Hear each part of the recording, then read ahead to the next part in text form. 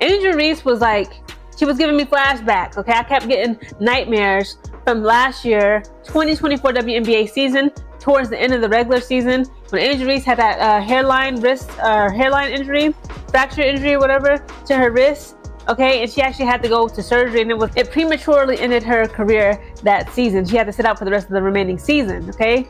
And she kept on grabbing at her wrist. Did you see Angel Reese's face as she left the court? The fear in her eyes told the entire story. She was clutching the same wrist that ended her season the previous year, and you could see that she wasn't just dealing with physical pain on the bench. Her entire basketball future was flashing before her eyes. This nightmare forced her to have surgery last season, and now it's happening again with the WNBA season just weeks away. The timing couldn't be worse, as women's basketball is finally receiving the attention it deserves, and this setback isn't just about one player. It's sending shockwaves through the league. She had to go to surgery, and it prematurely ended her career that season. She had to sit out for the rest of the remaining season, okay? And she kept on grabbing at her wrist, and you could tell that she was in pain. She made small alterations during those initial moments, such as grimacing after contact and altering her shooting form in an attempt to defend herself while still competing at her best level. Her body language made it clear that something was gravely amiss. And Angel Reese, after injuring her wrist last season, getting surgery on her injured wrist, has now injured her wrist again and looked in severe pain in the Rose win in Unrivaled. The annoying thing is that when Reese first sustained this injury last season, some detractors even accused her of fabricating it, casting doubt on her fortitude and dedication. However, a medical examination eventually showed that she required surgery for a real hairline fracture. Her will to play through her pain now stands in sharp contrast to those who previously questioned her, who may be silently watching as their doubts are disproved once more in the most devastating manner. She kept on grabbing at her wrist, and you could tell that she was in pain. She was doing this in the first quarter of tonight's Unrivaled League game. She was still moving and grooving, trying to make them layups. Again, she was doing her layups, okay? She had energy like the Energizer Bunny. Again, it was very apparent that she was in pain due to her wrist. After fighting through pain for as long as she could, Reese finally had to admit that she couldn't continue for a competitor with her fire. That decision wasn't made lightly, and it says volumes about how serious it was. The breaking point occurred in the third quarter. She had got sat down, but I believe in the second to third quarter she came back and was playing some more, and then finally after that she just decided to rest for the rest of the game. The cameras captured Reese looking distraught and fighting back tears as she took a seat on the bench. Her expression showed that she understood exactly what this could mean for her immediate future, and that it wasn't just about missing one exhibition game.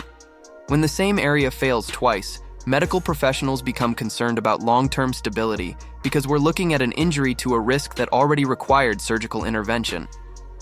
This suggests a potentially recurring structural problem rather than a random new issue. A re-injury frequently takes longer to recover from and might cause ongoing issues for a player's career.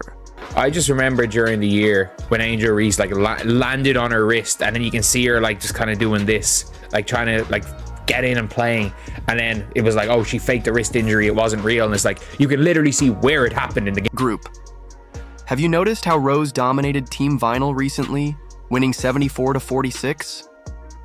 The strange truth when your best player is in distress is that nobody appears to care that victory is hardly making news while medical issues are growing on the sidelines and the court is seeing one of the season's most lopsided games. There literally was footage of her on the bench holding her wrist in pain and looking almost angry.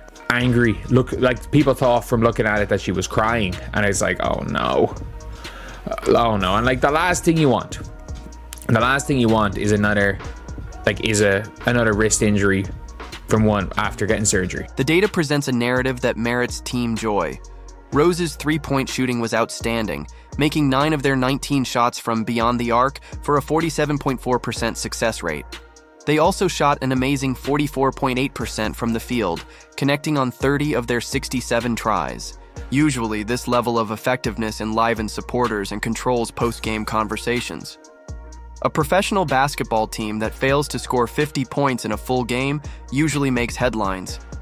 In contrast, Team Vinyl struggled horribly, going 0 for 13 from downtown and hitting just 18 of 57 field goal attempts for a pitiful 31.6%. They also failed to make a single three-pointer during the entire game. The Rose have been doing very well. With her 6th game-winning shot, Chelsea Gray demonstrated why she is regarded as one of the most clutch players in women's basketball. Her dominant point guard abilities and great rebounding squad had all the makings of a highlight reel, and the season should have captivated everyone's attention. Rose took down 41 boards as opposed to 38 vinyls, but they both performed flawlessly, proving their brilliance. Goals, okay? Field goals made. So Team Vinyl, guys, they were 18 for 57, whereas Team Rose were 30 for 67. And then for three-pointers, this is really bad. Okay, Team Vinyl, again, they got some good pieces. They got Ray Burrell. They got, what's the girl name? What's the little girl name? Don't tell me. They got Aaliyah Boston, okay? They were horrible, okay, at shooting if you just look at the score. So for three-pointers, they were 0 for 13. They didn't make none of their three-point attempts. However, were the bench reactions regarded as the statistical? When Chelsea made another incredible play, the atmosphere changed from one of competitive intensity to one of a hospital waiting room, like a sudden drop in temperature in what should have been a heated arena. The gap widened, and the customary energy disappeared. There were no high fives, excited banter, or celebrations.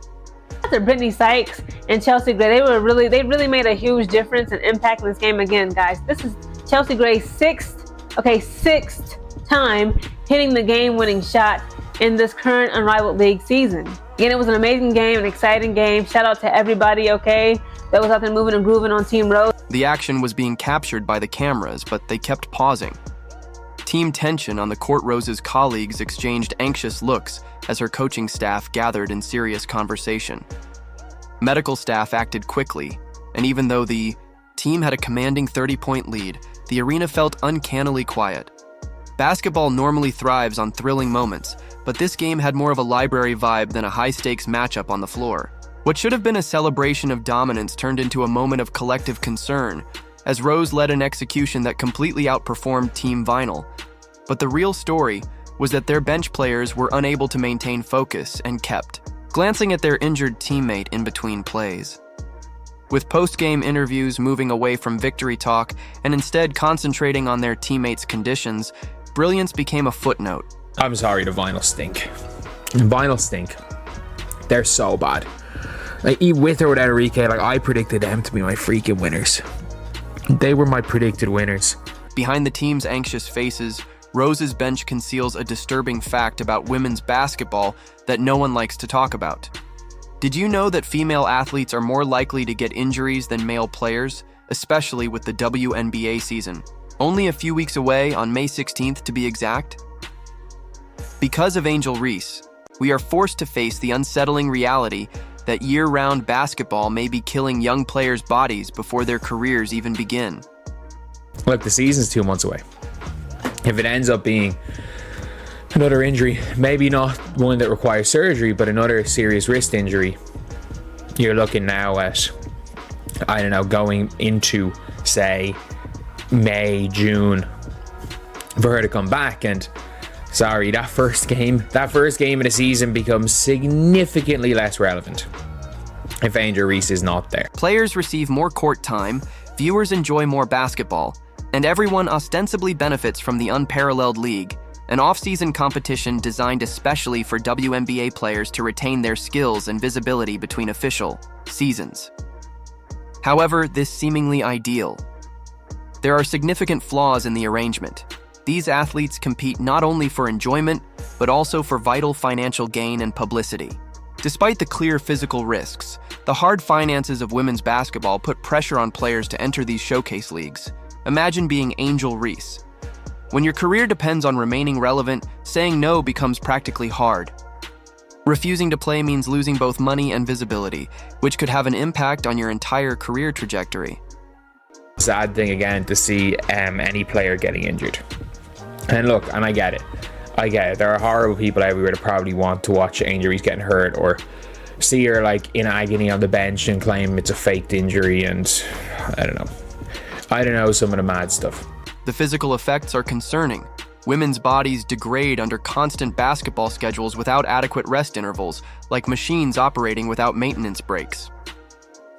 These players push themselves to breaking points. Female athletes are more susceptible to injuries, especially around joints where they usually have less muscle mass to support them.